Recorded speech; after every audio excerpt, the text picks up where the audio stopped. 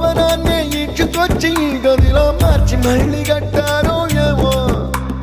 మాయజాలము తెలుసు మంత్రకారడి తెలుసు రెంటి కన్న ఇది ఇంకోటేమో నీలాకాశం నేలాకొస్తే ఇట్టాగే ఉంటాదో ఏమో ఈ సంతోషం దాచాలంటే హృదయాలు ఓ వంద కావాలేమో ఇంతందంగా ఉంటుందా ఈ లోకం